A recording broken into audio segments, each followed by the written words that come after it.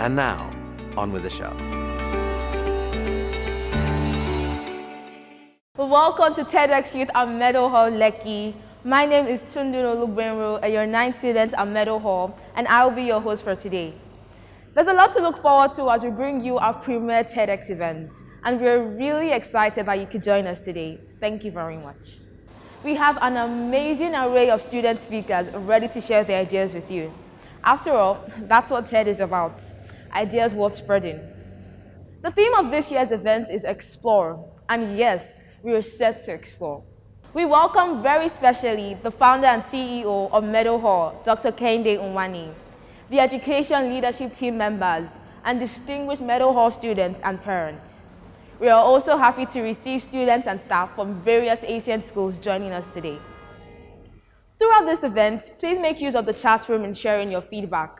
And remember to tag us online using the hashtag TEDx Meadow Hall Lekki. We will have some games as we move on in today's event, and the fastest finger wins, so get ready. We are now ready to receive our first speaker, but first, we will take an introductory message from the lead organizer of TEDx Meadow Hall Lekki, Mr. Venga Samuel.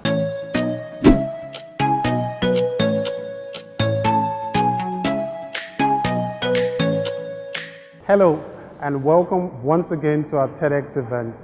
We are extremely glad you could join us today. As you know, TED is all about sparking curiosity and spreading ideas worth sharing, and both are central to what we do here at Meadow Hall, encouraging our children to develop not just in academic areas, but also in non-academic areas. This year, we're looking at the theme, Explore. And that's really our desire for every child. We don't just want our children to settle with the results of just our own thinking or their generation. We want them to dare. We want them to challenge the norm, not just to think outside the box, but if you like, create a new box entirely. And that's why we're looking at the theme, Explore. TEDx is a great platform to promote students' voice, to challenge our students to think critically and help them develop invaluable presentation skills. Because it's this generation's creativity, their action, their arts, their poetry, their questions, their dreams that would define the future of our world. And now, I invite you to receive and enjoy from the comfort of your home 11 amazing speakers and 3 very interesting presentations. Enjoy.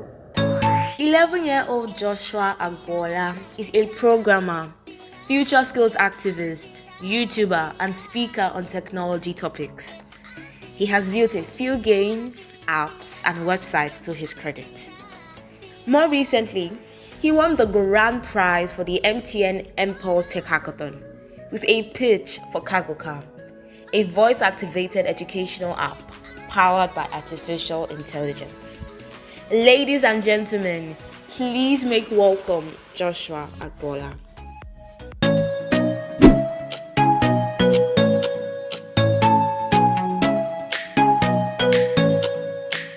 Hi, Joshua Agboola in the house.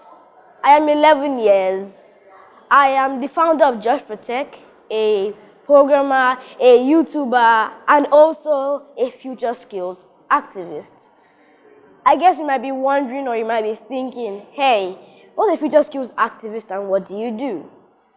Well, I go around advocating for people to buy expensive tickets from Elon Musk's SpaceX to take a summer holiday trip on one of his rockets to the moon. Just kidding. I am actually an advocate for the teaching of technology skills to school kids early and also the integration of programming as a core subject in the school curriculum. You might be wondering again, why am I passionate about this? 2 main reasons. One, my personal story has taught me, and very importantly, the massive opportunities that I see technology presents to the future of the younger generation to which I belong. I always say that the best time to learn programming is when you are very young. Why? Because the hard disks of your mind would have been filled with too many stuff, and also the RAM of your brain doesn't have too many adult life applications like rent, bills, school fees, putting on it and slowing it down. I was just 5 when my dad sent me to my first computer summer class. They said that it was for people of my older sister's age and I wouldn't comprehend or understand what was being taught in class. My dad told them, you know what, guys, create his own curriculum for him. And by the end of the program, with his assistance, he begged them, they got to some meetings, and with his assistance, they allowed me to join the program. And by the end of that program, they were surprised at what a 5 or 6-year-old boy could do. Right now, at 11 years, I can program in JavaScript, C++, C#, Python, Java, and a few server-side languages and databases. And I also currently build some apps, and one of my apps currently won a National Tech Hackathon. But my dad had to stick his neck out to give me an head start in the tech space. My story demonstrates that a child can do more if he or she is given an opportunity. While many people call me a prodigy, I think what I have done can also be replicated with other kids if they get an early exposure too. I believe my experience shows that a kid can do much if given an opportunity. However, there are quite a number of restrictions or controls that are now placing a cap on what we young people can do and achieve. I believe that these barriers should be removed. For example, sometime last year, I tried to register for a training program on Cisco Networking Academy, on cybersecurity and IoT, and was asked for my age. I put it in, I was able to join the program, and when I put it in, they told me that, hey, you're not qualified to join any course. I was furious, angry, another UWA, not again, I thought. Apologies if you're wondering what an UWA is, or UAR, as I call it. A UAR is my created acronym for Uninformed Adult Restriction. In my few years of joining the tech space, I have met UWAs or UARs everywhere. For instance, Google wouldn't even allow me to open a normal email until I'm 13. The email that I get from my age only allows me to watch YouTube Kids. Excuse me? Why should I spend my available time at 11 years watching Mickey Mouse Clubhouse and Mary at the Little Lamb nursery rhymes when I can invest it and spend it on the fundamentals or watching the fundamentals of UI or UX design on the real YouTube? I know that you will tell me that these controls or these restrictions are put in place to ensure that kids are protected from age-inappropriate content and also to shield them from cyber attacks and bullying. I understand this concept of age-inappropriate content, especially for entertainment, and I totally agree with the idea. Yeah, even me, I created a swear word remover to help shield kids from curse words, swear words that are likely to affect them while browsing online content. You can check that out in my GitHub.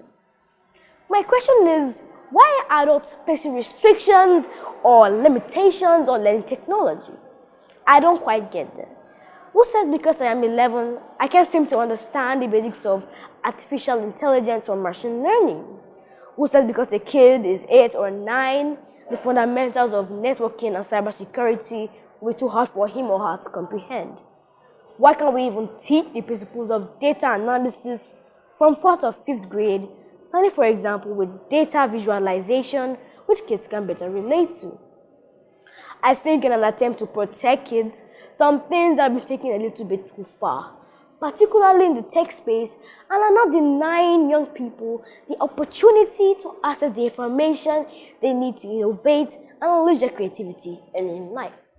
What I'm trying to say is that I and many other kids have gone a little further in our tech pursuits, if not for UARs that have been denying us the access to valuable content that have helped us gain knowledge and also valuable skills faster. Apart from undue restrictions to knowledge access, there is also a way larger and bigger problem of outdated and out-of-step school curriculum. This time in my school, I am taking a subject in Information and Communications Technology. As you may guess, this is one of my best subjects. However, I was taken aback when on that programming, the ICT teacher told us that we were going to learn the basic programming language. Can you imagine? Wait, that language was introduced in 1964, back in the days of the baby boomers, when my grandfather was probably even in his diapers. But to avoid being labeled arrogant, I listened curiously and carefully to the class on basic programming, and surprisingly, I found some similarities between it and coding in Python. This taught me that sometimes in life, there's value with listening without bias. However, I would like to expect the teacher to start his instruction to programming fundamentals, maybe using Scratch or even Python. But what choice has he? Basic is what is in our subject curriculum for my class as given by the government ministry in charge of education. And they have to teach it even if it's an expired, outdated, and not even used program. By the way, Basic stands for Beginner's All-Purpose Symbolic Instruction Code, and is one of the earliest high-level languages. For all you Generation Z and Generation Alpha people that are wondering, what is this boy talking about? My experience demonstrates how outdated and out-of-step school curriculum is being taught in schools with negative implications for the future. Today, some tertiary institutions in Africa are still offering programming classes in Pascal, even though the language is even dead and has been taken over by programming in C. In Lagos, where I live today, some schools are still teaching word processing today using typewriters instead of PCs or laptops. Imagine grabbing those metal machines and typing ASDF colon LKG. Interesting, right? In a world that advanced to touchscreen, the students end up learning punch typing instead of touch typing. I believe we are an underestimated generation, trapped in a box of limitation, created by the ignorance of our abilities and existing in the mind of adults. I am of the opinion that the reason for the overstretching of the concept of age-appropriate content into the learning space is because most of us don't have a hoot of an idea of what we young people are capable of when given an opportunity. In my rising above the constraining opinions of adults, I have made this word of the Bible my motivating force. Let no man despise thy youth, but be thou an example. I've come to tell you that I and many other kids can do much more than adults can even imagine. I want you to know that we are capable of more. We can learn faster and innovate much more quickly. The kids of today are going to live in a digital, pervasive future, and I am therefore advocating for the overhauling of the school curriculum to teach syllabus and the syllabus to teach knowledge and skills that are more relevant to the future in which we kids are going to live. We should integrate content that prepare young people for the industry and marketplace early in the curriculum. Programming also must be integrated as a core subject from elementary school. I've come to appeal for the barriers and controls that limit learning to be revealed, while seeking safe ways for children to learn online. We need to remove the unnecessary restrictions to skill acquisition. We must also be mindful not to shackle their ability to explore and be inspired early. Of course, we also need more adults like my dad and my mom to believe in the ability and capacity of us kids to learn more and do more. And like him, we have to create more opportunities for kids to unleash their creativity and talents and innovation for the benefit of our world. I conclude by borrowing some words from Walfrado Immersion, and it says, "The mind, once stretched by a new idea, never returns to its original dimension."